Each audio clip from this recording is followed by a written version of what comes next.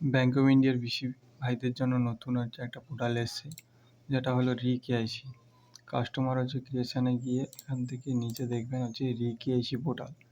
এই রি-কেআইসি পোর্টালে কেবলমাত্র যাদের হচ্ছে 10 বছর অ্যাকাউন্ট হয়ে গেছে তাদের জন্য এই রি-কেআইসি অপশানে যেতে হবে, দিয়ে আধার নাম্বার ডালতে হবে। এখানে কাস্টমার হচ্ছে ফিঙ্গারপ্রিন্ট দিয়ে সাবমিট করাতে হবে। পোর্টালটা আমি দেখিয়ে নিচ্ছি। পোর্টালটা আছে হচ্ছে আমার এখানে। আমি যাব প্রথমে এখানে, পোর্টালটা আমি দেখিয়ে দিচ্ছি মেনুটা। এখানে গিয়ে প্রথমে হচ্ছে এই টিসিএসের পোর্টাল টাটার এখানে লগ ইন করতে হবে। লগ ইন করার পর এখানে হচ্ছে ফিঙ্গারপ্রিন্ট দিয়ে এজেন্টের খুলতে হবে। খোলার পর আমরা প্রথমে হচ্ছে কাস্টমার রি-কেআইসি অপশানে যাব, আধার কার্ড নাম্বার দেবো। আধার কার্ড নাম্বার দেওয়ার পরে আমরা হচ্ছে তারপরে কন্টিনিউ অপশানে ক্লিক করব। এখানে কাস্টমার ডিটেল চলে আসবে। কাস্টমার ডিটেল আসার পর রি-কেআইসি অপশান শো হবে। অপশান শো হওয়ার পর এখানে সাকসেসফুল দেখাবে। সাকসেসফুল দেখালে এখান থেকে আমরা নিয়ে ভেরিফাই করিয়ে নেব।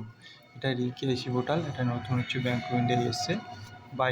বিসি ভাইদের জন্য ব্যাঙ্ক অফ ইন্ডিয়া এটা খুবই ভালো। 10 বছর যাদের অ্যাকাউন্ট হয়ে গেছে এখনও রি-কেআইসির জন্য পড়ে আছে তাদেরকে রি-কেআইসি করতে পারেন। রি-কেআইসি করিয়ে নিলে একদম ওরা হচ্ছে কাস্টমারের রি-কেআইসি হয়ে গেলে আর কোনো অ্যাকাউন্টের সমস্যা থাকবে না। এটা হচ্ছে ব্যাঙ্ক অফ ইন্ডিয়ার বিসি ভাইদের জন্য খুবই উপকারী।